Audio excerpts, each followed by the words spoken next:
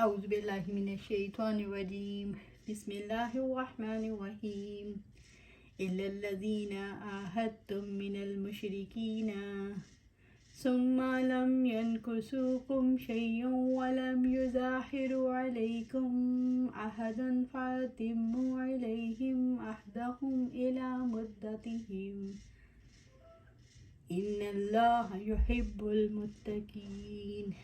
مگر مشرکوں میں سے جن لوگوں سے تم نے معاہدہ کیا پھر انہوں نے عہد میں تم سے کچھ بھی کمی نہیں کی اور تمہارے خلاف انہوں نے کسی کی مدد بھی نہیں کی تو ان کے ساتھ ان کا معاہدہ ان کی مدت تک پورا کرو۔ بلا شبہ اللہ تعالیٰ متقی لوگوں سے محبت رکھتا ہے۔ الا الذین عاہدتم من المشرکین، مگر مشرکوں میں سے جن لوگوں سے تم نے معاہدہ کیا، جو مشرک اپنے عہد پر قائم ہیں۔ ثم لم ينكثوكم شیئا، پھر انہوں نے عہد میں تم سے کچھ بھی کمی نہیں کی، جنہوں نے کوئی ایسا کام نہیں کیا جو معاہدے کی خلاف ورزی کا باعث ہے، جنہوں نے معاہدے میں کوتاہی نہیں کی۔ وَلَمْ يُظَاهِرُوا عَلَيْكُمْ أَحَدًا، اور تمہارے خلاف انہوں نے کسی کی مدد بھی نہیں کی، جنہوں نے تمہارے خلاف کسی کی مدد نہیں کی۔ فَأَتِمُّوا عَلَيْهِمْ عَهْدَهُمْ إِلَى مُدَّتِهِمْ، تو ان کے ساتھ ان کا معاہدہ ان کی مدت تک پورا کرو۔ ان لوگوں کے معاہدے کو اس کی مقررہ مدت تک پورا کرو، خواہ یہ مدت کم ہو یا زیادہ۔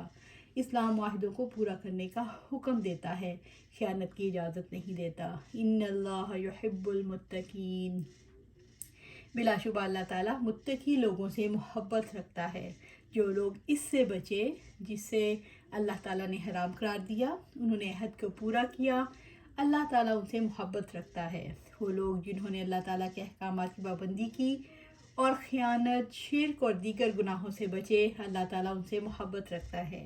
کن لوگوں سے معاہدہ پورا کرنے کا حکم دیا گیا؟ بنی بکر کی ایک شاخ بنو خزیمہ، جنہوں نے حدیبیہ میں قریش اور اس کے حلیفوں کے ساتھ جو معاہدہ ہوا تھا اسے قائم رکھا اور بنو خزاعہ کے خلاف لشکر کشی میں شامل نہ ہوئے۔ انہوں نے رسول اللہ صلی اللہ علیہ وسلم کے مقابلے میں کسی دشمن کی مدد نہ کی۔ نبی صلی اللہ علیہ وسلم نے ان کے ساتھ عہد کو مدت تک پورا کرنے کا حکم دیا۔ اسلام نے یہ استثنائی دفعہ کیوں رکھی؟ اسلام نے یہ دفعہ اس لیے رکھی کہ جن لوگوں نے مسلمانوں کے ساتھ وفاداری کی ہے ان کے ساتھ وفاداری کی جائے۔ فَأَتِمُّوا عَلَيْهِمْ عَهْدَهُمْ إِلَى مُدَّتِهِمْ، تو ان کے ساتھ ان کا معاہدہ ان کی مدت تک پورا کرو۔ اسلام نے عہد پورا کرنے والوں کی مہلت کو 4 مہینوں تک محدود کیوں نہ کیا؟ اسلام نے عہد پورا کرنے والوں کی مہلت کو 4 مہینے تک اس سے محدود نہیں کیا کہ انہوں نے آپ صلی اللہ علیہ وآلہ وسلم کے ساتھ عہد کیے گئے عہد کو نہیں توڑا۔ انہوں نے مسلمانوں کے ساتھ دشمنوں کی مدد نہیں کی۔ طویل المدت پالیسی کا مقصد کیا تھا؟ معاہدات پورا کرنے والوں کے لیے طویل المدت پالیسی دی گئی تھی، جس کا مقصد یہ تھا کہ جزیرۃ العرب کو مشرکین سے پاک کر دیا جائے۔ طویل المدت پالیسی کا نتیجہ کیا نکلا؟ جن لوگوں کو اس آیت کے ذریعے مستثنیٰ کیا گیا وہ عہد کی مدت ختم ہونے سے پہلے مسلمان ہو گئے۔ جن کو 4 ماہ کی مہلت دی گئی انہوں نے بھی چلنے پھرنے اور جلاوطنی کی بجائے اسلام قبول کر لیا۔ ایفا عہد کی اسلام میں کیا حیثیت ہے؟ ایفا عہد تقویٰ کی علامت ہے اور اللہ تعالیٰ اہل تقویٰ کو پسند کرتے ہیں۔ فَإِذَا انْسَلَخَ الْأَشْهُرُ الْحُرُمُ فَاقْتُلُوا الْمُشْرِكِينَ حَيْثُ وَجَدتُّمُوهُمْ وَخُذُوهُمْ وَاحْصُرُوهُمْ وَاقْعُدُوا لَهُمْ كُلَّ مَرْصَدٍ فَإِن تَابُوا وَأَقَامُوا الصَّلَاةَ وَآتُوا الزَّكَاةَ فَخَلُّوا سَبِيلَهُمْ إِنَّ اللَّهَ غَفُورٌ رَحِيمٌ۔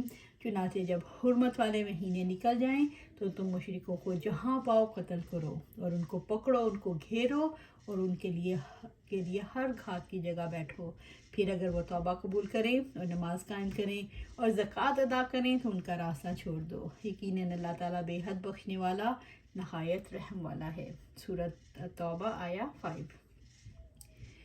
فَإِذَا انْسَلَخَ الْأَشْهُرُ الْحُرُمُ، چنانچہ جب حرمت والے مہینے نکل جائیں، جب وہ حرام مہینے گزر جائیں جس میں مشرکین کو امان دی گئی تھی۔ اس سے اصطلاحی مراد حرام مہینے مراد نہیں بلکہ وہ 4 مہینے جن کا آغاز 10 ذوالحجہ کے دن سے شروع ہوا اور 10 ربیع الاول کے آخر تک مہلت دی گئی۔ وَاقْتُلُوا الْمُشْرِكِينَ حَيْثُ وَجَدتُّمُوهُمْ، تو تم مشرکوں کو جہاں پاؤ قتل کرو۔ تو تم مشرکوں کو جہاں پاؤ قتل کرو۔ ان مہینوں سے وہ مہینے مراد ہیں جن میں مشرکوں کو امان دی گئی تھی، وہ 4 ماہ تک ملک میں چل پھر لیں، پھر جب یہ مہینے گزر جائیں پھر جہاں کہیں مشرکوں کو پاؤ تو قتل کر دو یا گرفتار کر لو۔ یہ حکم عام ہے، حرم اور غیر حرم دونوں کو شامل ہے۔ وَخُذُوهُمْ وَاحْصُرُوهُمْ، اور ان کو پکڑو اور ان کو گھیرو۔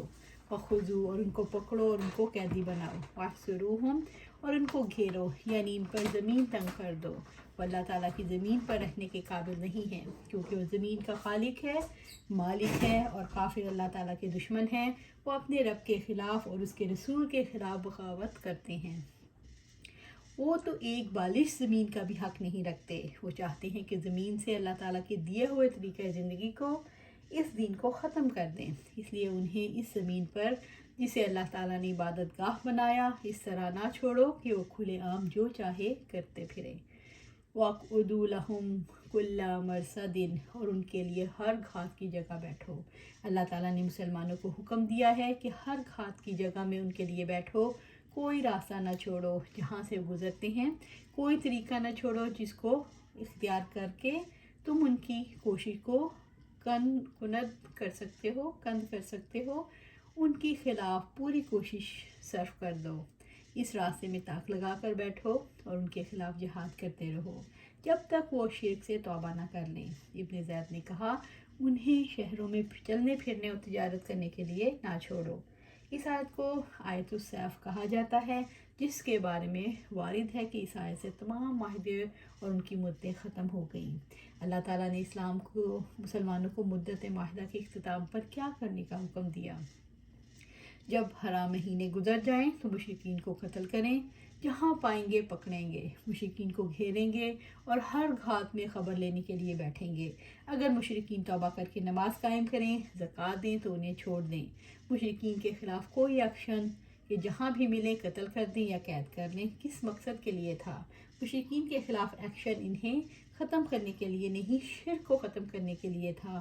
اللہ تعالیٰ یہ چاہتے تھے کہ وہ سب اسلام قبول کر لیں، اس لیے کہا گیا کہ اگر وہ سچے دل سے اسلام اور اسلامی شاعر کو قبول کر لیں تو ان سے ہاتھ کھینچ لو۔ اسلام کی جنگ نسلیں ختم کرنے کے لیے نہیں بلکہ ہدایت کی ایک مہم ہے۔ فَإِن تَابُوا وَأَقَامُوا الصَّلَاةَ وَآتُوا الزَّكَاةَ فَخَلُّوا سَبِيلَهُمْ، پھر اگر وہ توبہ کریں اور نماز قائم کریں اور زکوٰۃ ادا کریں تو ان کا راستہ چھوڑ دو۔ فَإِن تَابُوا، پھر اگر وہ شرک سے توبہ کر لیں، یعنی اللہ تعالیٰ اور اس کے رسول صلی اللہ علیہ وسلم پر ایمان لے آئیں۔ ان کی توبہ سے مراد بتوں اور ان کی عبادت کو چھوڑ دینا۔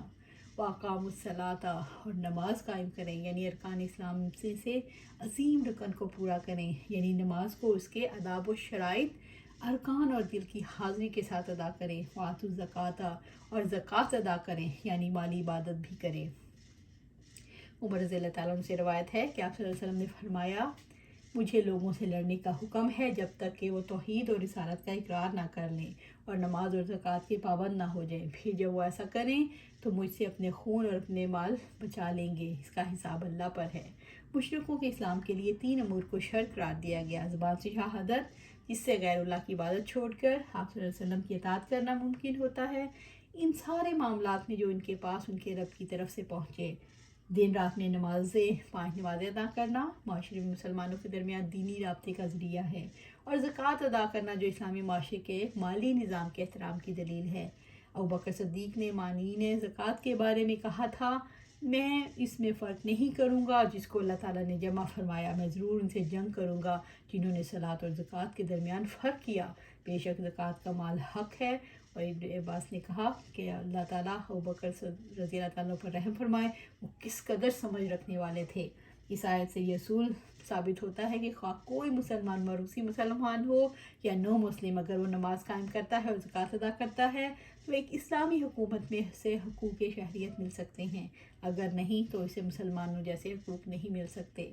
فَخَلُّوا سَبِيلَهُمْ، تو ان کا راستہ چھوڑ دو، یعنی انہیں چھوڑ دو اور ان کو نہ پکڑو، گھیرو اور نہ انہیں قتل کرو۔ انہیں چھوڑ دو، اب وہ تمہاری طرف ہیں، ان کے بھی ویسے ہی حقوق ہیں جیسے تمہارے حقوق ہیں، اور ان کے بھی وہی فرائض ہیں جو تمہارے فرائض ہیں۔ ان اللہ غفور الرحیم، یقیناً اللہ تعالیٰ بے حد بخشنے والا، نہایت رحم والا ہے۔ یعنی اللہ تعالیٰ ان کے اسلام کے بعد ان کی مغفرت فرمائے گا اور ان پر رحم فرمائے گا۔ ان اللہ غفور الرحیم، یقیناً اللہ تعالیٰ بے حد بخشنے والا نہایت رحم والا ہے۔ وہ کثیر اور کبیرہ گناہ کو بخش دیتا ہے۔ وہ رحیم ہے، یعنی اپنے بندوں پر رحم فرمانے والا ہے۔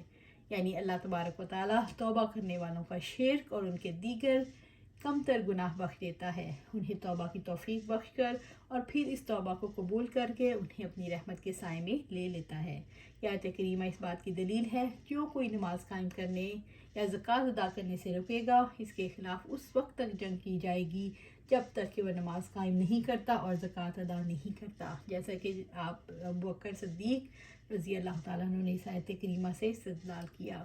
وَإِنْ أَحَدٌ مِّنَ الْمُشْرِكِينَ اسْتَجَارَكَ فَأَجِرْهُ حَتَّى يَسْمَعَ كَلَامَ اللَّهِ ثُمَّ أَبْلِغْهُ مَأْمَنَهُ ذَلِكَ بِأَنَّهُمْ قَوْمٌ لَا يَعْلَمُونَ۔ اور مشرکوں میں سے کوئی اگر تم سے پناہ مانگے تو اسے پناہ دے دو، یہاں تک کہ وہ اللہ تعالیٰ کا کلام سنے، پھر اسے اس کی امن کی جگہ پہنچا دو۔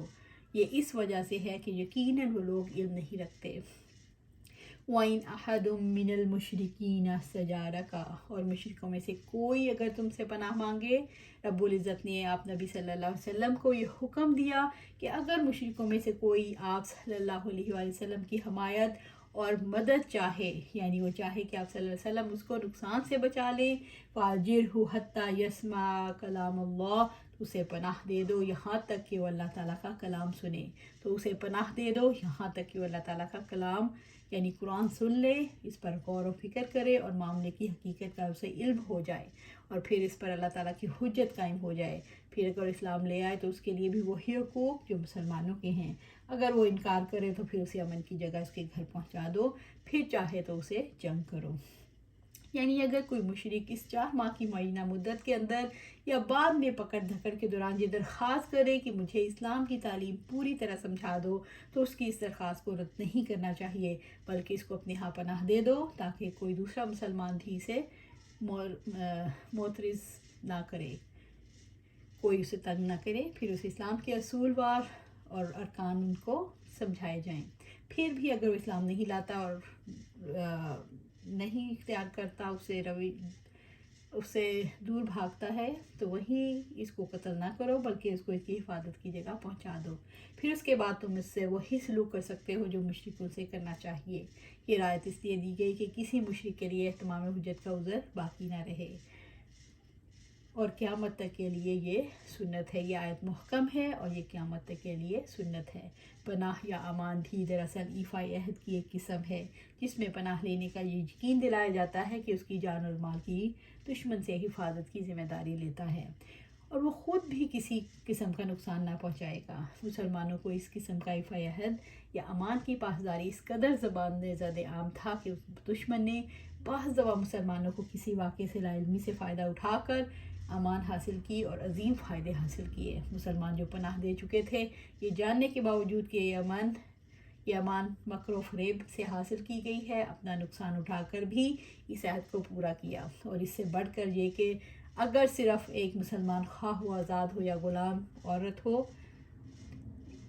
ہو یا عورت کسی کو پناہ دے دے تو وہ تمام مسلمانوں کی طرف امان سمجھی جائے گی۔ چنانچہ ایران کی فتوحات کے سلسلے میں ایک مقام پر شابور کا مسلمان نے محاصرہ کیا۔ اس دن شہر والوں نے شہر پناہ کے دروازے کھول دیے اور اطمینان سے اپنے کام کاج میں لگ گئے۔ مسلمانوں کو اس بات پر حیرت ہوئی، سبب پوچھا تو شہر والوں نے کہا، تو ہم کو جزیہ کی شرط پر امان دے چکے ہو، اب کیا جھگڑا رہا؟ واضح رہے کہ جزیہ کی شرط پر امان کا اصل وقت جنگ شروع ہونے سے پہلے ہے، دوران جنگ یا فتح کے بعد نہیں۔ سب کو حیرت تھی کہ امان کس نے دی۔ تحقیق سے معلوم ہوا کہ غلام نے لوگوں سے چھپ کر امن کا رکا لکھ دیا۔ ابو موسیٰ اسلام سپہ سالار نے کہا، یہ غلام کی امان حجت نہیں ہو سکتی۔ شہر والے کہتے تھے کہ ہم آزاد غلام نہیں جانتے۔ عمر رضی اللہ تعالیٰ کو خط لکھا گیا تو آپ رضی اللہ تعالیٰ نے جواب دیا، مسلمانوں کا غلام بھی مسلمان ہے، اور جس کو اس نے امان دے دی سارے امان دے چکے۔ فتح مکہ کے موقع پر ام ہانی صلی اللہ علیہ وسلم کے پاس گئیں۔ اس وقت آپ صلی اللہ علیہ وسلم پس پردہ غسل فرما رہے تھے۔ آپ صلی اللہ علیہ وسلم نے پوچھا، کون ہے؟ ام ہانی کہنے لگیں، میں ام ہانی ہوں۔ پھر ام ہانی نے عرض کیا، اللہ کے رسول صلی اللہ علیہ وسلم، میری ماں کے لڑکے علی رضی اللہ عنہ یہ کہتے ہیں تو हुबैरा उम्मे हानी के खाविन का नाम के लड़के को कत्ल कर देंगे, जबकि मैंने उनको पनाह दे चुकी हूँ। आप सल्लल्लाहु अलैहि वसल्लम ने फरमाया, जिसको तुमने पनाह दी हमने भी उसको पनाह दी। हाकिम ने कहा, यह दलील है कि काफिर अल्लाह ताला का कलाम सुनने के लिए मस्जिद में दाखिल होना जायज़ है। अल्लाह ताला जंग के दौरान भी मुश्रिकों को कलाम मुल्ला सुनाने और अमन की जगह पहुंचाने का हुक्म देता है। इसमें क्या हिकमत है? अल्लाह ताला दौरान जंग मुश्रिकों को कलाम सुनाने और अमन की जगह पहुंचाने इसलिए हुक्म देता है कि हर शख्स हदायत पा जाए। अल्लाह ताला मुश्रिकों के दिलों को इस्लाम और हदायत के लिए खोलना चाहता है। ज़ालिका बिअन्नहुम कौमुन ला यअलमून, ये इस वजह से है कि यकीनन वो लोग इल्म नहीं रखते। काफिरों को कुरान सुनाने का हुक्म दिया गया कि अगर वो इस्लाम कबूल कर लें तो मुसलमानों जैसे हकूक़ पाएँ, और अगर कबूल ना करें तो उनके ठिकाने पहुंचा दें। इसका सबब ये है वो इल्म नहीं रखते। बाज़ औक़ात काफ़िर अपनी नाइल्मी की वजह से कुफर पर कायम रहते हैं। जब वो हक़ को जान लेते हैं तो इस्लाम कबूल कर लेते हैं। मुशरिकीन के लिए दारुल इस्लाम की पनाह का इस्लाम के किस मकाम को ज़ाहिर करती है। मुशरिकीन इस्लाम की दुश्मन हैं, और कोई दुश्मन इस्लाम की तरफ आना चाहे तो इस्लाम मुसलमानों को मुशरिकीन का मुहाफिज बना देता है, ताकि उनके दिलों तक इस्लाम पहुंच जाए। ये इस्लामी रवादारी का आला मकाम है। अल्लाह सुब्हानहू व तआला हमें कुरान और सुन्नत पर अमल करने की तौफीक अता फरमाए और इस पर साबित कदम रखे। आमीन या रब्बिल आलमीन।